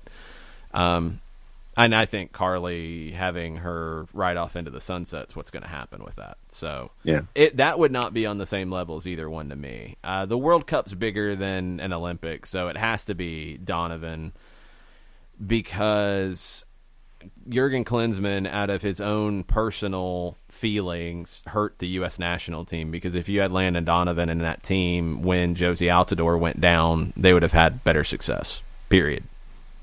So Klinsmann, out of being just basically a jerk because Landon Donovan had some mental health issues and needed a break, and to punish him for that and not take him to the World Cup because you question him and all this nonsense, and then your son wants to pop off on Twitter about it because obviously he's heard some things from his dad. Yeah, that's an embarrassment, and that was one of the many reasons why Jurgen Klinsmann was a bad coach for U.S. soccer. 100%. He hurt the team because of his own personal feelings about a player. Ellen Reynolds this morning. What's everyone's favorite match day snack at the Benz? I can't even get into this because, I mean, one, for me on a match day, like, I'm usually trying to just be full by the time I get to the stadium and, eat in the press box, but that's it. Like, I'm not focused on, like, taste or quality. I'm focused on function at that point. I mean, we went on Wednesday in Mexico City. We went to Cheesecake Factory because we were just looking for pasta to eat, because we didn't know, one, we didn't think we'd be able to eat anything at the stadium. We didn't know what the game day would look like there. And we didn't know if we'd be able to eat anything until we got on the charter flight coming back. So Mike and I are like, all right, we need pasta. We need as much pasta as possible, and we need to get full and then not have to worry about eating a normal dinner. And it worked out. We did not go and have a very interesting lunch in Mexico City before the game, because it's function on game day. I would imagine there's a lot of great treats in the Gulch on a game day, because when I walk through and smell them, I get very jealous. No, ahead of time, I actually brought things like crackers and snacks and packed them, not knowing what the situation was going to be like in Mexico City, especially on game day or day after. And that helped out a lot, going to the match and then on Thursday being in the hotel pretty much all day. Although I did get my street tacos on Thursday. Okay, that's good. Actually, when I left the hotel, knowing that both you and Nick were probably going to try and find some blunt object and hit me over the head with it if I did not do that when I was in Mexico City, I actually did it just outside the hospital complex where I was staying, and had 4 beefsteak tacos with potato and onion in them, and it was like $3.30 for the 4 tacos. Wow, that's pretty good. Yeah. Patrick Cox wants to know when I'm going to be on Nailed It. You're going to be on what? Nailed It. What is Nailed It? Apparently it's some kind of a cooking show, or where you try to cook and do something successful, and there's a gift that's associated with an actual chef in chef garb that is face palming himself with the person next to him eating with a supersized chopstick to a plate. So I've never heard of Nailed It. So that's quite the description. I don't have any more information or understanding of what you're describing, but anyway, yeah, we'll try to figure that out. Okay. I was going to go with World's Worst Cooks in America. Yeah, about right. That would be the show that you would be on, and Alton Brown would probably punch you in the face. Probably. Repeatedly. Yes. Daniel apparently is laughing at my revelation about where mayo comes from. Oh, my God.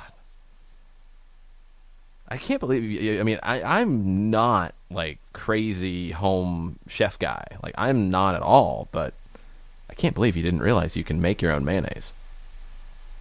Nobody wants you to, by the way. That's We my don't want large you to die, point but in all of this. just the idea. No. The larger point should be that you would realize that it actually is a thing that can happen. Just you shouldn't do it because you would probably make something so heinous that would be awful. Yeah. Well, and for the FIFA tournament, Chris Hutchison says that we could bet on the time that it would take for me to break the controller, too. 5 seconds. Put a time on it. No, There's your because over-under. first you probably couldn't get the controller to actually like work. Yeah, true. And Bart finished his thought about Open Cup. He says, leave it to the amateur teams instead of giving a winner a spot in CCL. Just give it to the top 2 finishers in each MLS conference. Yeah. You'll figure it'll be something along those lines. It'd be great if the Open Cup could be at least like an elective tournament. If teams want to enter it, they can. They're going to have to figure out how to play the games and get it done. Look, this is where I think my history of following the Argentine game, which makes up rules as it goes, it actually comes in handy here because I think that's what American soccer is going to need to do. You're going to have to not think about things in the old ways of doing it for this season and maybe even next season because it could cross over and affect it. It's going to be what makes sense for where we're at. And if the Copa, the U.S. Open Cup, becomes just, all right, you get games in when you can, and it's not on like a normal schedule, and you just play it out as you have to play it out, then fine. If the final's in December, fine, whatever. I mean, get it done as best you can, but if it's not on the same kind of time frame, it's just not going to be on the same kind of time frame. And that's what all of it's going to be at this point. Get competitions completed as best as you possibly can in as equitable of a way as you possibly can. But, yeah, throw the old rules of timelines and such out the window because they're not going to apply anymore. Daniel wants to know if beer counts as a snack at the Benz. Yeah, I would think so. I will take that. And Kefsey and a couple of others have agreed that the Fox Brothers tots are the best snack inside I've heard the Benz. this. And Katie Weaver says Panbury's pies with Footy Mob in the Gulch. The Fox Brothers Frito pie in the Benz is solid. Panbury's is good stuff. And as we said at the beginning, let us know, tweet at us at Soccer Down Here, tag us when you see your favorite local restaurants, especially the ones that are soccer friendly and have supported, whether it's a supporters group or viewing parties or what have you. Tweet at us, tag us when you see that they are doing delivery or curbside pickup or whatever they're doing currently, whatever they're offering, so we can share that because a lot of them are owned by individuals or families, and this is going to be a tricky time, and hopefully we can find ways to support them in some form or fashion in this. I mean, it's not going to be in a normal way at all, but wherever we can, it'd be good to let people know what's going on with that. So I've met the owners of Panbury's before. Their shop at the Sweet Auburn Curb Market was a favorite of mine when our Soccer in the Streets office was over there. Always good. They were always very nice. They were always really looking for ways to support the community. So great place. Fox Brothers does a lot of great work in the community as well. There's so many places like that. So share your favorites, tag Soccer Down Here, let us know what they're doing right now so we can blast that out and we can talk about it. That's a couple hours. We're gonna go for now. We might have some semblance of a soccer over there later. It's possible. We're gonna try to do shows on a normal timeline as best we can.